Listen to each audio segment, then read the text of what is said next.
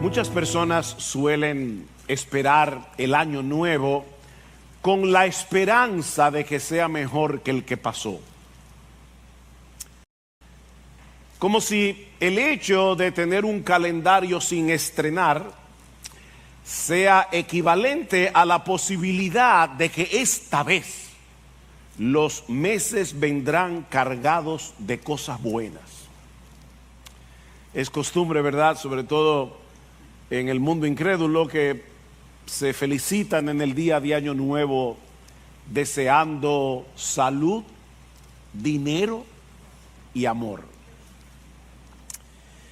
Pero lo cierto es, mis amados hermanos, que no tenemos ni la menor idea de cómo será el 2024.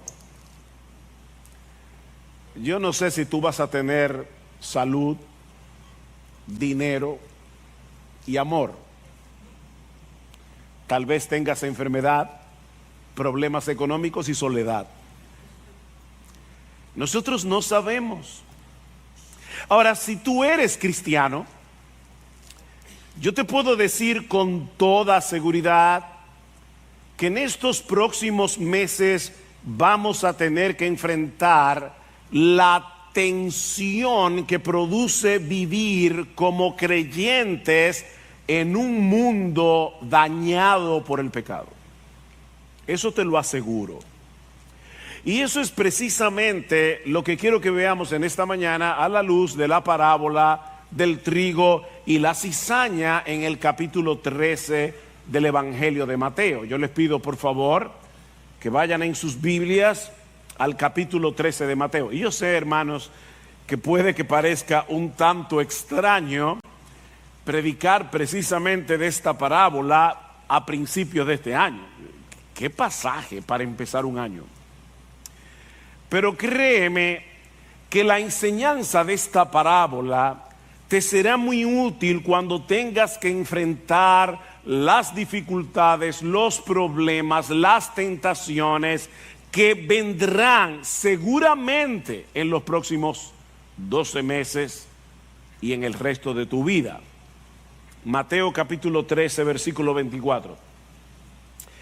Jesús les refirió otra parábola diciendo: el reino de los cielos puede compararse a un hombre que sembró buena semilla en su campo. Pero mientras los hombres dormían, vino su enemigo y sembró cizaña entre el trigo y se fue. Cuando el trigo brotó y produjo grano, entonces apareció también la cizaña. Y los siervos del dueño fueron y le dijeron: Señor, ¿no sembraste buena semilla en tu campo? ¿Cómo pues tiene cizaña? Él les dijo: un enemigo ha hecho esto. Y los siervos le dijeron: ¿quieres pues que vayamos y la recojamos? Pero él le dijo: no sea que al recoger la cizaña arranquéis el trigo juntamente con ella. Dejad que ambos crezcan juntos hasta la siega. Y al tiempo de la siega diré a los segadores: recoged primero la cizaña y atadla en manojos para quemarla, pero el trigo recogedlo en mi granero. Unos versículos más adelante, el Señor va a explicarnos el significado de la parábola. Versículo 36. Entonces dejó la multitud y entró a la casa, y se le acercaron sus discípulos diciendo: explícanos la parábola de la cizaña del campo. Ellos se quedaron dándole mente. Y respondiendo él dijo: el que siembra la buena semilla es el Hijo del Hombre, y el campo es el mundo, y la buena semilla son los hijos del reino, y la cizaña son los hijos del maligno. Y el enemigo que la sembró es el diablo, y la siega es el fin del mundo, y los segadores son los ángeles. Por tanto, así como la cizaña se recoge y se quema en el fuego, de la misma manera será el fin del mundo. El Hijo del Hombre enviará a sus ángeles y recogerán de su reino a todos los que son piedra de tropiezo y a los que hacen iniquidad, y los echarán en el horno de fuego. Allí será el llanto y el crujir de dientes. Entonces los justos resplandecerán como el sol en el reino de su Padre El que tiene oídos para oír, oiga. Hay 4 cosas que yo quiero que veamos en esta parábola. Y la primera es el problema de esta parábola. El problema de esta parábola. Un pastor y teólogo, amigo nuestro, Sam Waldrum, dijo una vez, en una forma un tanto enigmática, que el problema de esta parábola es que no tiene ningún problema. El problema de esta parábola es que no tiene ningún problema.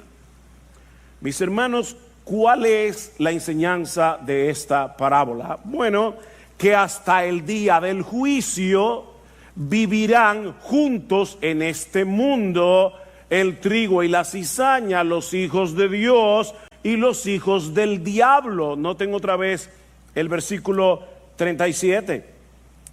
El que siembra la buena semilla es el Hijo del Hombre, el campo es el mundo, la buena semilla son los hijos del reino y la cizaña son los hijos del maligno. Noten, mis hermanos, algo sumamente importante, que el campo no es la iglesia. ¿Lo vieron allí? El campo es el mundo. Y digo esto porque mucha gente cita esta parábola para decir que no todos los que forman parte de una iglesia realmente son cristianos. En la iglesia hay trigo y hay cizaña, y eso es verdad. En esta guerra muchos enemigos se disfrazan con nuestro uniforme, pero son del enemigo. Pero esa no es la enseñanza principal de esta parábola. Lo que Jesús está enseñando aquí es que en el campo del mundo crecerán juntos el trigo de Dios y la cizaña del malo. Y de paso, noten que solo existen 2 categorías: los hijos de Dios y los hijos del diablo. El trigo y la cizaña, aunque a veces la cizaña es tan decente que parece trigo, pero sigue siendo cizaña. Por eso es que muchas, sobre todo, bueno, muchos y muchas jóvenes de la iglesia terminan engañados, metiéndose en un noviazgo con inconversos. Mira, él se porta mejor que muchos creyentes de la iglesia, pero sigue siendo hijo del diablo, porque solo hay 2 categorías, no 3. O son trigo o son cizaña, o son hijos de Dios o son hijos del diablo. No hay otra opción.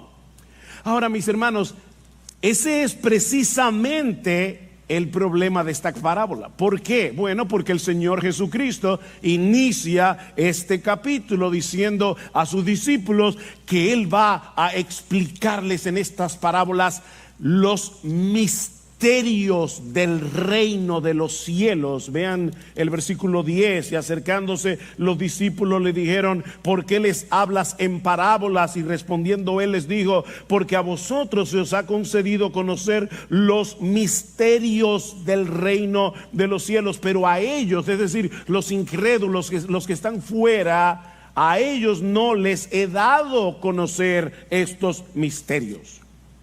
La palabra misterio se usa en las Escrituras para señalar algo que no puede ser conocido a menos que Dios lo revele. Pero mis hermanos, de verdad, ¿qué tiene de misteriosa esta enseñanza? Ese es el problema. Por eso les decía que el problema de esta parábola es que no tiene problemas.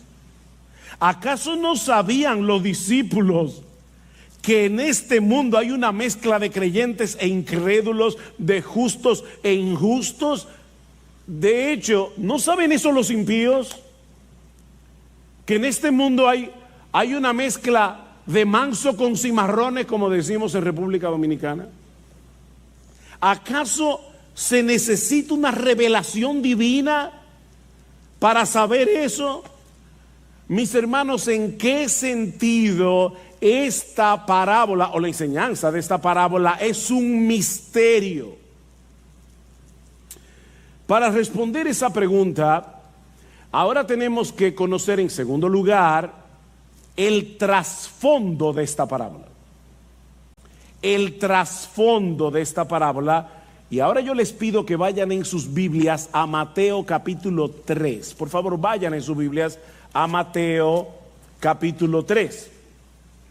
Aquí vemos a Juan el Bautista predicando y bautizando a orillas del Jordán al inicio de su ministerio. ¿Y cuál es el contenido de su mensaje? El mismo de Mateo 13. Mateo 3 es indispensable para entender Mateo 13. Noten el versículo 1. En aquellos días llegó Juan el Bautista predicando en el desierto de Judea, diciendo: arrepentíos, porque el reino de los cielos se ha acercado. ¿Ven? ¿Cuál es el tema de las parábolas de Mateo 13? El reino de los cielos. ¿Y qué va a pasar, según la predicación de Juan, con la llegada del reino de los cielos? Versículo 10. Y el hacha ya está puesta a la raíz de los árboles, por tanto todo árbol que no da buen fruto es cortado y echado al fuego. Yo a la verdad os bautizo con agua para arrepentimiento, pero el que viene detrás de mí es más poderoso que yo, a quien no soy digno de quitarle las sandalias. Él os bautizará con el Espíritu Santo y con fuego. El bieldo está en su mano. El bieldo, y sobre todo, bueno, para todos, pero mayormente para los jovencitos y niños, el bieldo era algo que se usaba para separar la paja del trigo. Era como una especie de pala que se echaba, ¿verdad? Con la que se tomaba todo el montón de paja y trigo, se echaba al aire, y como la paja es menos pesada, el viento se llevaba la paja y lo que caía era lo más pesado, que es el trigo. Así que lo que está diciendo es: Cristo, cuando venga, Él separará la paja del trigo. ¿No le suena eso a Mateo 13? Y recogerá su trigo en el granero, pero quemará la paja en fuego inextinguible. ¿De qué está hablando Juan el Bautista? De la llegada del reino y de lo que va a pasar precisamente por causa de la llegada del reino. ¿Qué va a pasar? Dice Juan: que los justos serán bendecidos con vida eterna en el granero de Dios, y los injustos, los malos, serán cortados para siempre y echados en el fuego. El hacha ya está puesta a la raíz de los árboles, dice Juan, lista para cortar todo árbol que no da buen fruto. Y el Mesías viene a separar la paja del trigo. El trigo será guardado en el granero, mientras que la paja será echada en el fuego. ¿Cuándo va a suceder eso? Cuando venga el reino de Dios, dice Juan. El problema es que unos meses más tarde el Señor Jesucristo va a enseñar que ese reino había llegado con la venida del Rey, que es el mismo. O sea, ese reino ya llegó al inicio del ministerio de Jesús, pero nada de eso sucedió. Los malos seguían aquí. Ahí está el problema. Vayan conmigo a Mateo 12. Y ustedes que me conocen y me han oído muchas veces predicar, me han oído esta frase también muchas veces. Mateo 12 se encuentra antes de Mateo 13. Y eso es sumamente importante, porque eso nos va a dar una idea de por qué Jesús tuvo que dar a los discípulos varias parábolas acerca del reino. En Mateo 12, Jesús sana a un muchacho mudo, sordo, ciego, y los fariseos acusan a Jesús de haberlo sanado por el poder del diablo, por el poder de Belcebú. Y Cristo les dice, versículo 25, conociendo Jesús sus pensamientos, les dijo: todo reino dividido contra sí mismo es asolado, y toda ciudad o casa dividida contra sí misma no se mantendrá en pie. Y si Satanás expulsa a Satanás, está dividido contra sí mismo. ¿Cómo puede entonces mantenerse en pie su reino? Ahora, si yo expulso los demonios por Belcebú, ¿por quién los expulsan vuestros hijos? Los apóstoles que andaban con Cristo. Por tanto, ellos serán vuestros jueces. Pero si yo expulso los demonios por el Espíritu de Dios, entonces el reino de Dios ha llegado a vosotros. Pregunta: ¿por qué poder expulsaba Jesús los demonios? Obviamente por poder del Espíritu de Dios. Así que lo que Jesús está diciendo aquí es: el reino de Dios ya llegó. Pero eso no parece encajar con la predicación de Juan el Bautista en Mateo 3. Porque los malos no solo seguían en el mundo, sino que seguían haciendo daño. De hecho, ¿dónde se encontraba Juan el Bautista en este momento? En la cárcel, porque había denunciado el adulterio del rey Herodes, y ese era el último lugar donde este hombre esperaba estar luego de la llegada del reino.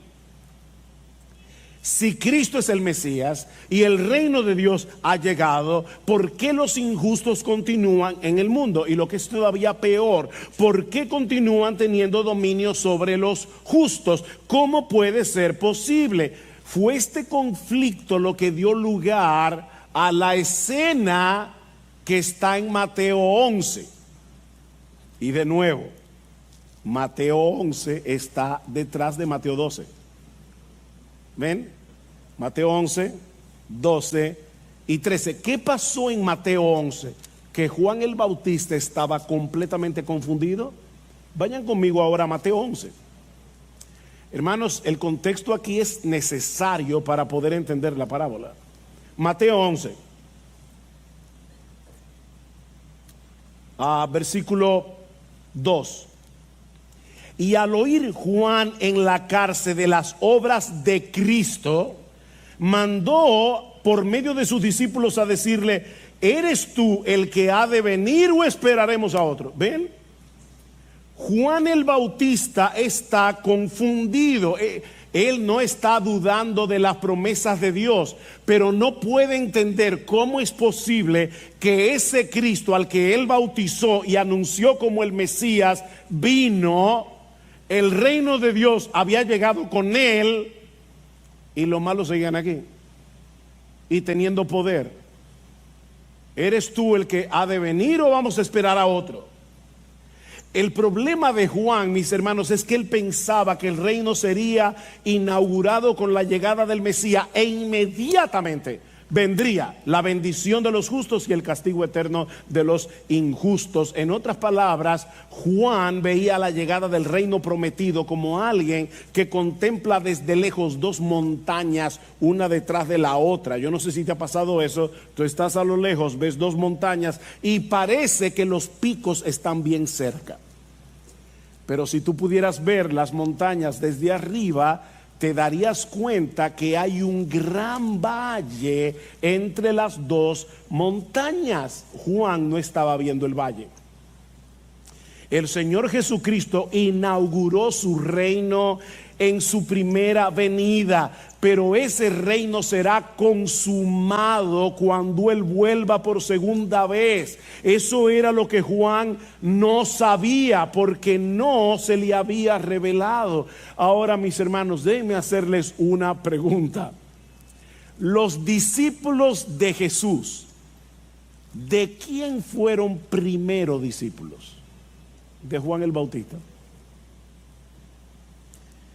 Así que era muy probable que ellos estuvieran tan confundidos como su maestro. Para ellos también debía ser muy confuso que Jesús fuera el Mesías, el rey de Israel, y que los malos siguieran aquí y que su antiguo maestro Juan estuviera preso por orden de un rey corrupto, de un rey perverso. Estos hombres necesitaban una explicación. Y eso es lo que hace el Señor en las parábolas de Mateo 13. Lo que nos lleva a nuestro tercer encabezado, la interpretación de la parábola. Ya vimos el problema de la parábola, que no tiene ningún problema. Ya vimos el trasfondo de la parábola. Veamos ahora en tercer lugar la interpretación de la parábola. ¿Cómo resuelve Jesús este dilema planteado por Juan el Bautista y que probablemente estaba en la cabeza de los discípulos de Juan? Mostrándoles que el reino de los cielos habría de venir en dos etapas, una de siembra y otra de siega. Vean el versículo 40.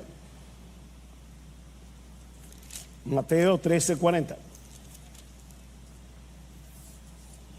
Por tanto, así como la cizaña se recoge y se quema en el fuego, de la misma manera será en el fin del mundo. El Hijo del Hombre enviará a sus ángeles, recogerán de su reino a todos los que son de tropiezo y a los que hacen iniquidad, y los echarán en el horno de fuego. Allí será el lloro y el crujir de dientes, dice el Señor. Entonces los justos resplandecerán como el sol en el reino de su Padre. El que tiene oídos para oír, oiga. Todo lo que Juan el Bautista describe en su predicación en Mateo 3 se cumplirá sin lugar a dudas, mis hermanos. El trigo será recogido en el granero, la paja será quemada en el fuego, pero eso sucederá en el fin del mundo, cuando el Señor Jesucristo regrese en gloria. Mientras tanto, estamos en la etapa de la siembra, en la era de la predicación de la palabra de Dios. Hermanos, otra pregunta fundamental: ¿cuál es la primera parábola de Mateo 13? La parábola del sembrador. El sembrador salió a sembrar y todavía está sembrando. De hecho, ahora mismo que estamos predicando la palabra de Dios, estamos sembrando la semilla buena a través de la predicación de la palabra. Estamos en la era de la siembra de la palabra de Dios, y durante esta etapa, mis hermanos, van a seguir creciendo juntos en el mundo el trigo con la cizaña. Ese es el misterio del reino de los cielos. Que haya malos y buenos, justos e injustos, hijos de Dios e hijos del diablo en el mundo, eso no es un misterio. Pero que Cristo ya haya inaugurado su reino y las cosas sigan iguales, eso sí que es un misterio. Era un misterio para los discípulos, porque ellos pensaban que a la llegada del Mesías termina todo.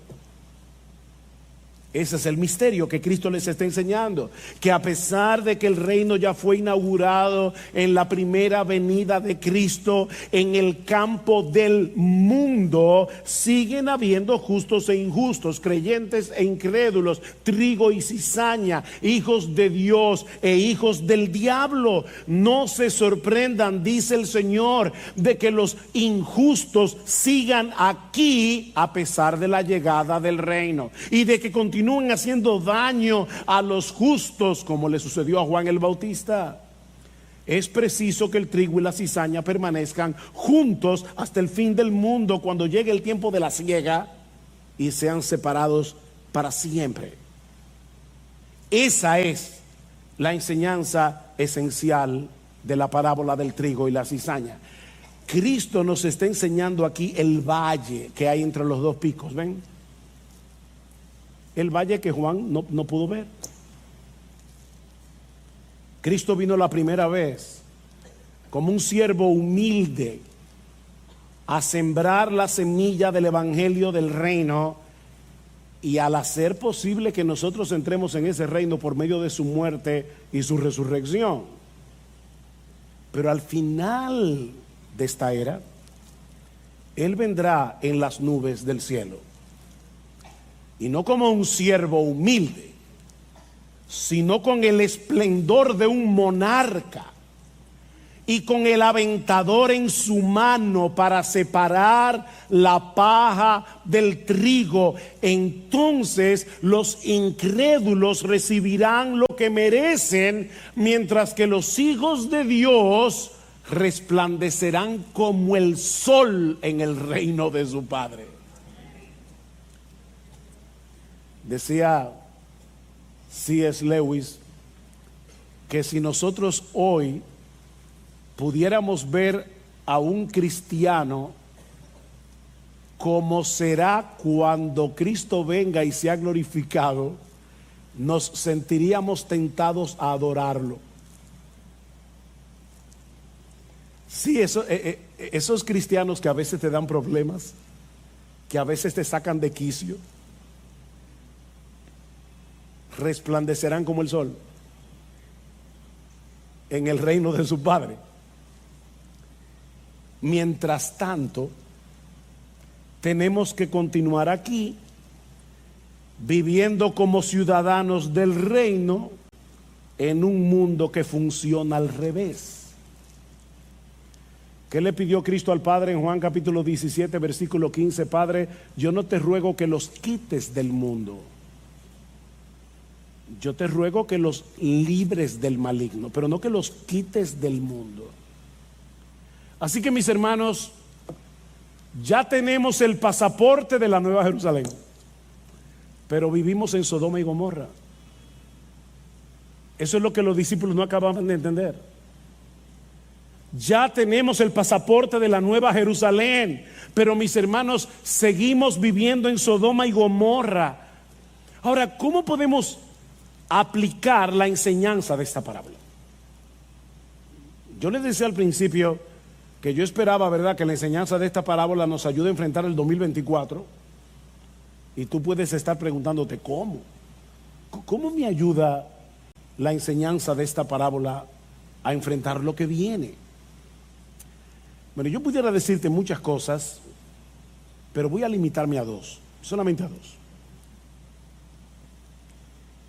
En primer lugar, mis hermanos, tenemos que entender que durante esta era del Evangelio, durante esta etapa de la siembra, veremos crecer juntamente el reino de Dios y la influencia del mal. Las dos cosas. Versículo 30. Cuando los ángeles le preguntan, ¿arrancamos la cizaña? No, dice, no. Dejad que ambos crezcan juntos hasta la siega, que es al fin del mundo. Algunos presuponen que el crecimiento de uno debería significar la disminución del otro. Yo no sé, hay personas que piensan, si la iglesia estuviera haciendo su trabajo y evangelizando el país, aquí no habría tanta corrupción, tanta maldad. Eso es una utopía. Eso es una utopía. Mis hermanos, ambos crecerán juntos. La maldad no desaparecerá de este mundo hasta que Cristo vuelva. Pero ¿saben qué? Por más que avance el mal, nunca podrá destruir a la iglesia, nunca podrá impedir que la iglesia cumpla su misión. Nunca. Ambos crecerán juntos. Vean el versículo 31, les refirió otra parábola diciendo, el reino de los cielos es semejante a un grano de mostaza que un hombre tomó y sembró en su campo, y que de todas las semillas es la más pequeña, pero cuando ha crecido es la mayor de las hortalizas y se hace árbol, de modo que las aves del cielo vienen y anidan en sus ramas. ¿Cómo comenzó este reino de Cristo? Con 12 hombres. Y ya hay millones de súbditos.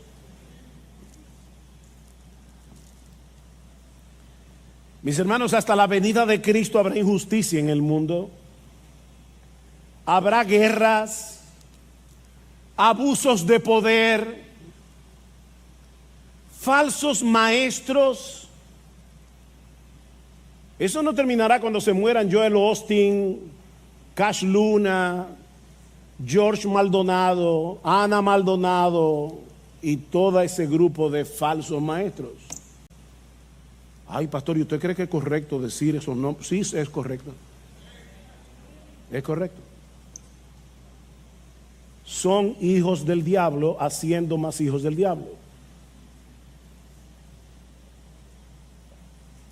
Hasta que Cristo venga, habrán hackers que te roban tu cuenta. Hasta que Cristo vuelva, habrán políticos corruptos. Y eso es bueno saberlo en un año de elecciones. Mi hermano, vota bien. Vota bien. Esa es tu responsabilidad. Pero no pongas tu esperanza en los políticos de turno.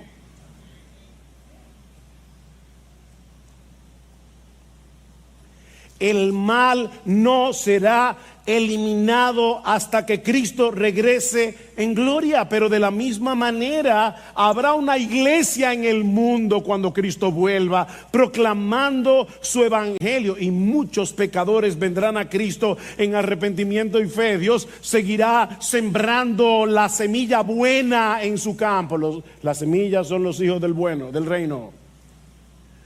Muchos creyentes seguirán siendo edificados y floreciendo en medio del desierto de este mundo. Mis hermanos, la ONU no podrá impedir que eso ocurra. Las feministas no podrán impedir que eso ocurra. La ideología de género no podrá impedir que eso ocurra. No importa cuán despiadados sean los ataques del diablo, la iglesia seguirá hacia adelante porque Cristo reina.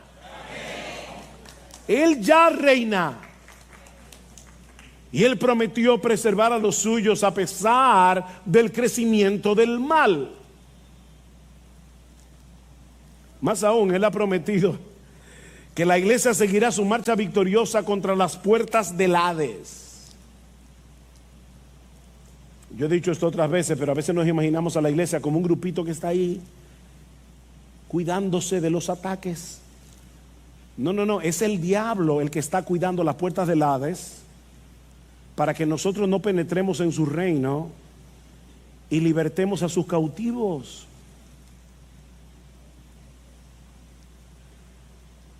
Pero Cristo dijo que las puertas del Hades no prevalecerán contra su iglesia, no prevalecerán. Esas puertas no son lo suficientemente fuertes como para impedir que el evangelio penetre y rescate a los cautivos del diablo y los haga libres por el Hijo. No podrán. ¿No es eso lo que ha ocurrido a través de la historia de la iglesia? Predicamos el evangelio y muchos vienen a Cristo en arrepentimiento y fe, pero lo cierto es que vemos también que muchos rechazan el evangelio con desprecio. Hay persecución contra aquellos que predican el evangelio. Ese es el misterio del reino de los cielos en operación.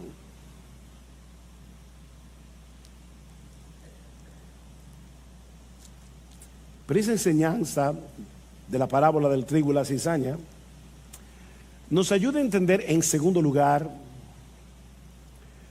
por qué enfrentamos tantas dificultades en nuestra vida cristiana práctica.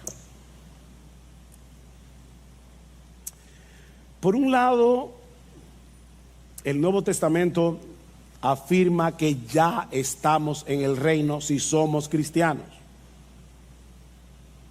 Ya. Aquí ahora.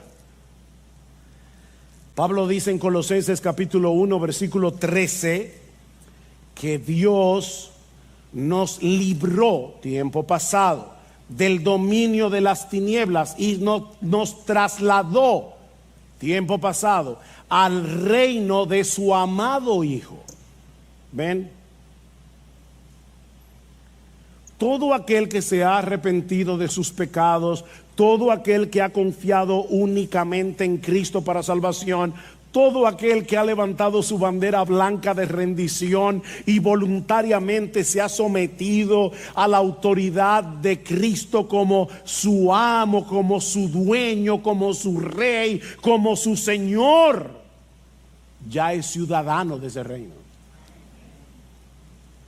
Ya estamos en el reino. Pero continuamos viviendo en un mundo caído, en el que todavía tenemos que enfrentar a muchos enemigos, muchas tentaciones. Pablo dice en 1 Corintios capítulo 15 versículo 25, escuchen esto, dice: es preciso que Cristo reine, Él reina, hasta que haya puesto a todos sus enemigos por estrado de sus pies. ¿Ven el punto? Él está reinando, pero sus enemigos siguen aquí. Todavía siguen aquí. Y no solamente afuera, a través de la cizaña, del diablo, el mundo, sino también dentro de nosotros.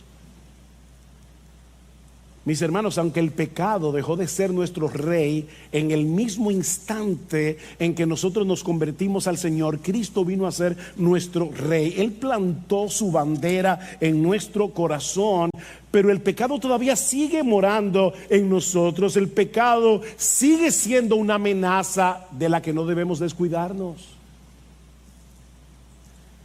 Recuerden que estamos en el reino, pero viviendo en un cuerpo que no ha sido aún glorificado y en un mundo que sigue siendo problemático.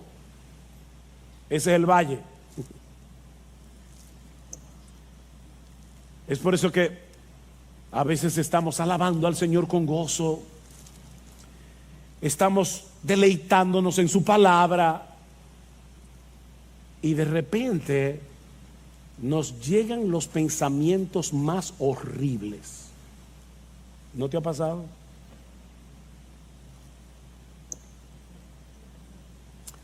Anhelamos de todo corazón la llegada de ese glorioso día en que vamos a disfrutar de una comunión ininterrumpida con nuestro Señor. Nunca más sentiremos la vergüenza y el dolor de haber pecado. Nunca más percibiremos tibieza en nuestro corazón, falta de pasión por Cristo y el Evangelio, mis hermanos. Nunca, nunca, nunca más. Pero eso será realidad únicamente en el reino consumado de Dios. Mientras tanto, tenemos que aprender a vivir en ese valle que separa la siembra de la siega. Tenemos que aprender a manejar la tensión de tener el anticipo, pero no la herencia completa. Al Espíritu Santo morando en nosotros, pero sin haber sido perfeccionados, sin haber sido librados de la presencia del pecado. Y por si acaso, no decimos esto para que los creyentes sean complacientes en su lucha con la tentación. Lo decimos para que comprendan, mis hermanos, esa lucha que se genera en nuestro interior cada día, para que estas batallas no te desalienten, para que no quieras tirar la toalla al ver tanta contradicción en tu corazón. Todavía somos medios esquizofrénicos.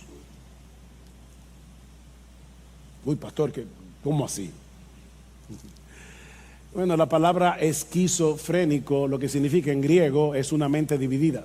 Esquizo, división, fren, mente. Tenemos una mente dividida. No tenemos un corazón unificado, totalmente dedicado hacia el Señor, sin ningún otro interés. Si tú estás así, es que ya te moriste y no te diste cuenta.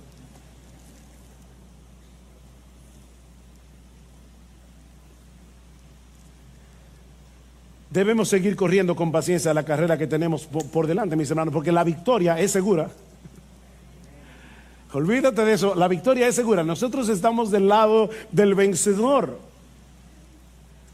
Algún día seremos semejantes en todo a nuestro precioso Salvador. Pero no olvides el misterio del reino de los cielos. Amados, dice Juan en su primera epístola, ahora somos hijos de Dios. Ya somos hijos de Dios. Pero aún no se ha manifestado lo que hemos de ser. Pero sabemos que cuando Él se manifieste seremos semejantes a Él, porque le veremos tal como Él es. Ya somos súbditos de ese reino. Ya tenemos el pasaporte de nuestra ciudadanía celestial, pero vivimos como extranjeros y peregrinos en un mundo caído, en un mundo que es hostil a nuestra fe. Cuando Cristo vuelva, Él transformará el cuerpo de la humillación nuestra para que sea semejante al cuerpo de la gloria suya, pero eso sucederá o cuando Cristo vuelva o cuando nosotros partamos de aquí. Decía John Owen, nadie será librado de este cuerpo de muerte si no es a través de la muerte del cuerpo.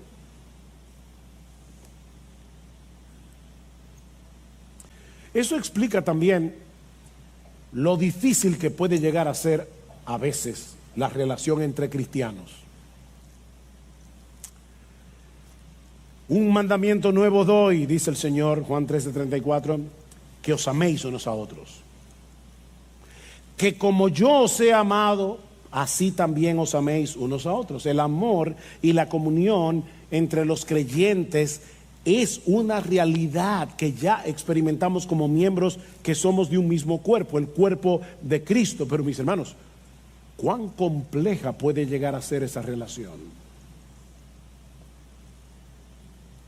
¿Cuánta perplejidad, verdad, nos causa cuando vemos que hay momentos en que los cristianos no se aman como debieran? O descubrir en la iglesia malos entendidos, problemas entre hermanos que no se resuelven bíblicamente, inmadureces, chismes, difamaciones. ¿Cómo podemos explicar eso? Bueno, entendiendo que todavía estamos en el valle de ese reino que ya fue inaugurado pero que no ha sido consumado. Aquí sí se aplica decir que todavía hay cizaña entre el trigo. Esa es una de las razones. Pero a veces pasa entre el trigo mismo. Porque todavía estamos luchando con nuestros pecados remanentes. Todavía nos encontramos en un proceso de santificación que honestamente no siempre avanza con la rapidez que quisiéramos. Ni en los otros, ni en nosotros. Ahora recuerda que esta es una moneda de dos caras, porque si bien es cierto que no somos ahora lo que seremos después cuando Cristo vuelva, también es cierto que ahora no somos lo que una vez fuimos. El poder de Cristo ha obrado en nosotros, nos transformó, cambió nuestro corazón de piedra en un corazón de carne. Ese poder sigue obrando en nosotros y continuará obrando en nosotros hasta el día de nuestra glorificación.